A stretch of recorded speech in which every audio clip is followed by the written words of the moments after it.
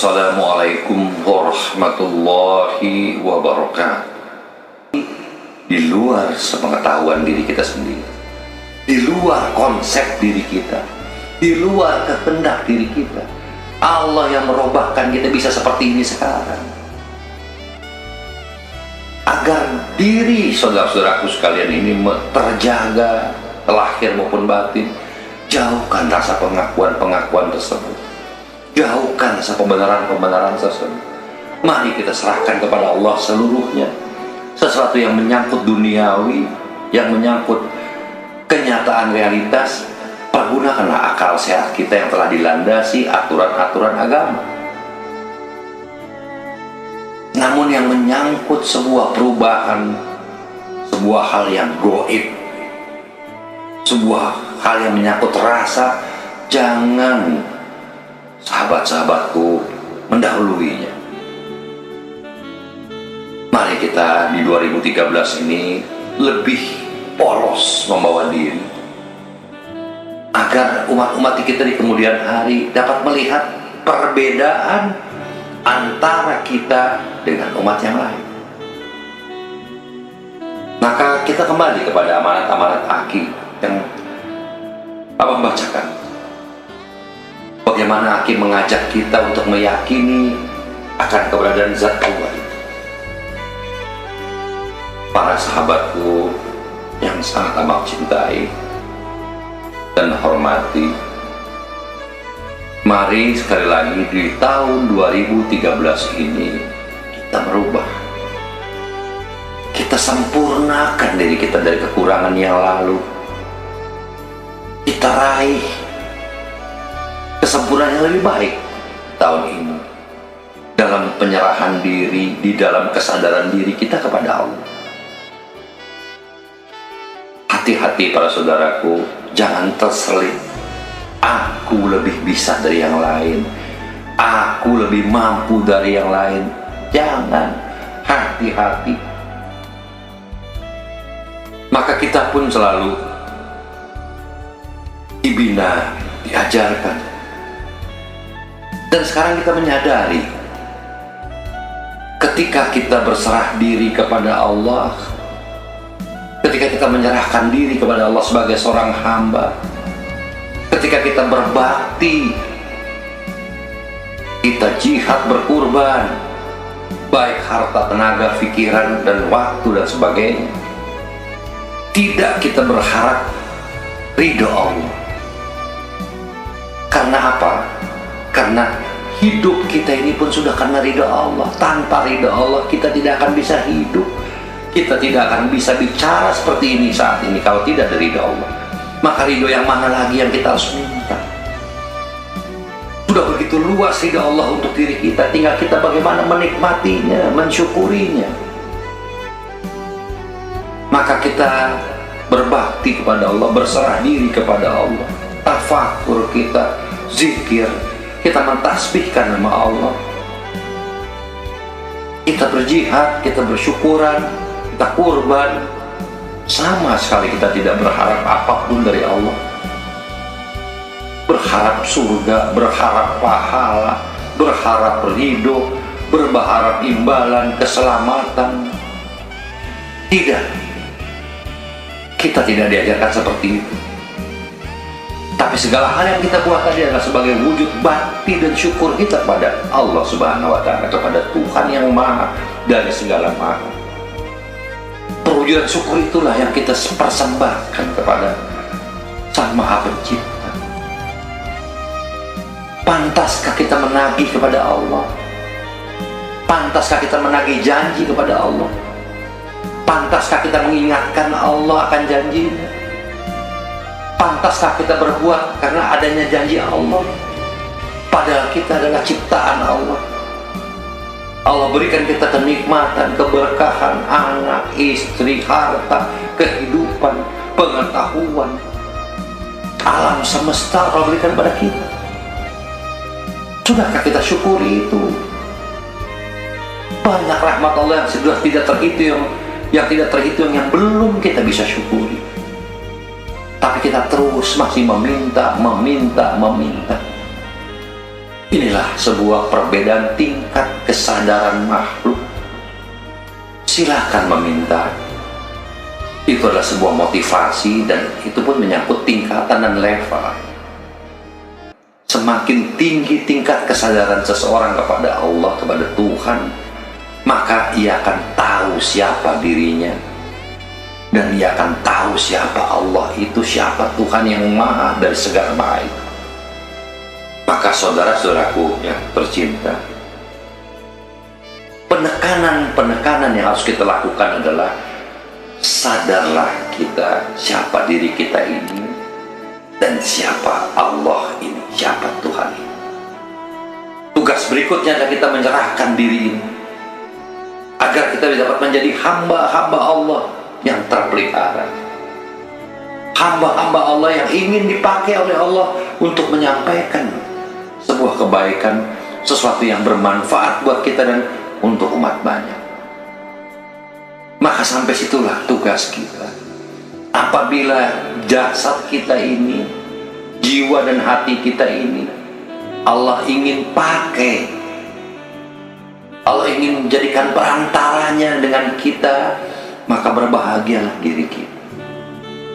Tidak ada yang perlu kita cari lagi. Kita tidak butuh surga, kita tidak butuh neraka, kita tidak mencari pahala, kita tidak mencari ridho, tapi kita hanya bagaimana kita bersyukur atas apa yang telah kita rasakan sebagai hamba Allah. Tidak wajib bagi diri kita meminta imbalan, tidak pantas bagi kita minta imbalan dari Allah. Syukuri saja apa yang ada, nikmati apa yang ada. Itulah anugerah Allah yang tidak terkira dan tidak terukur untuk diri kita. Jangan ikut-ikutan dengan hal-hal yang membawa diri kita keluar daripada rel keimanan ini. Jangan kita ikut-ikutan menjadi orang yang pamrih. Dengan kau bersedekah banyak, maka Allah akan tambahkan rezekimu. Ini jelas motivasi untuk tingkat keimanan awal, tingkat keimanan manusia. Orang-orang yang awam boleh diberikan kata-kata seperti itu, tapi bagi kita tidak. Bukan iming-iming itu yang kita harapkan. Karena kita diajarkan memberi itu, sedekah itu bukan untuk dilipat gandakannya rezeki, diberikan karunia, diberikan rahmat, diberikan kelebihan. Bukan itu. Kita diajar untuk berserah diri. Kita berbuat, kita bersedekah, kita bersalawat, kita jihad hanya sebagai wujud bakti dan syukur kita kepada hadirat Tuhan yang Maha Kuasa.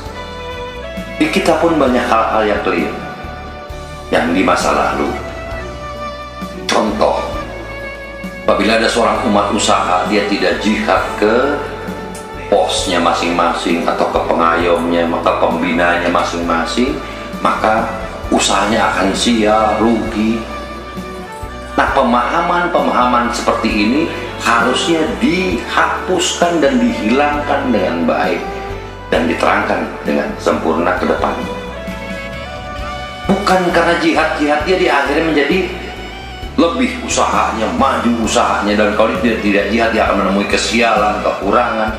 Ini adalah sebuah pemahaman yang keliru. Saudara-saudaraku, rubah pendapat seperti itu. Kalau seandainya jihad, selawat itu akan merubahkan diri kita, membesarkan rezeki kita, kenapa almarhum Aki sejak beliau hidup, kita tahu semua mengalami penderitaan, kesulitan, beliau hanya mendapatkan rumah pun setelah 20 tahun kemudian? Berarti Aki kurang jihad, kurang bakti. Apa itu? Jangan kaitkan ke sana. Jihad dan bakti itu adalah sebagai wujud terima kasih kita kepada Allah. Apapun Allah akan berikan imbalan kepada kita, itu adalah mutlak kewenangan daripada Allah dan Tuhan yang Maha Kuasa itu. Kita tidak berhak mengharapkan itu. Kalau kita berharap itu, kita manusia yang tidak tahu diri.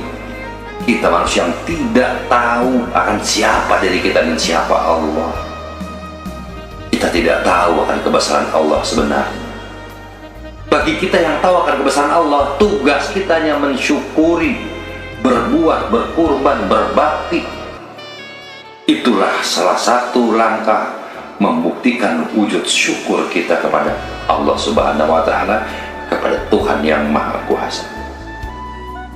Saudaraku, tolong hayati dengan baik, tolong renungi dengan baik, tolong tanamkan apa yang Abang berikan, kata-kata Abang ini. Luruskan, sempurnakan diri kita dari hari ke hari, sempurnakan diri kita dari sebuah keyakinan. Kita tidak pernah diajar pamrih. Jadi jangan pula umat-umat tersebut diiming-iming dengan dia salawat, dengan dia jihad, dengan dia berkurban, maka nanti akan terselamatkan diri dia, akan besar rezekinya, akan berlipat ganda rezekinya. Jangan kata-kata ini dilantunkan lagi. Kalau ini yang kita buat, apa bedanya dengan orang-orang yang di sana itu? Semua sama. Berikan perbedaan di antara kita dengan mereka. Setiap insan manusia, setiap insan yang ingin berkurban, berjihad, bersalawat, sebagai wujud baktinya pada Allah, sebagai wujud terima kasihnya pada Allah sebagai hamba, maka diyakini umat-umat ini adalah orang-orang terpilih. Allah katakan, tangan kanan memberi, tangan kiri jangan tahu. Apakah tidak jelas? Maka pernah Abang katakan, apabila seorang manusia tahu nikmatnya memberi atau membuang, maka tidak satu orang pun di dunia ini yang mau menerima. Karena nikmat memberi dan membuang itu jauh lebih hebat, lebih dahsyat daripada nikmat menerima. Ingat para pembina, para saudara-saudaraku sekalian, kita harus berada di atas itu. Kita harus masuk dalam satu golongan orang-orang yang nikmat bisa memberi dan membuang. Semoga apa yang Abang utarakan sekelumit ini, para sahabat, para saudara-saudaraku sekalian yang tercinta, dapat memahaminya, dapat dijadikan sebuah tolak ukur untuk kita maju ke depan untuk yang lebih baik dan lebih baik lagi. Selamat berjuang saudaraku, selamat menikmati hidup dengan kuasa Allah, selamat dan mendapatkan kedamaian tersebut, lahir maupun batin, dunia dan akhirat. Salam kasih. Wassalamualaikum warahmatullahi wabarakatuh. Terima kasih yang sudah menonton video dari Sahabat Peduli GMP. Semoga kalian semua sehat walafiat dan murah rezeki. Sukses selalu di Askom Indonesia dan Rasi. Mari kita semangat. Dukung ya channel Sahabat Peduli GMP terus. Jangan lupa yang belum subscribe, oke? Ditunggu. Terima kasih.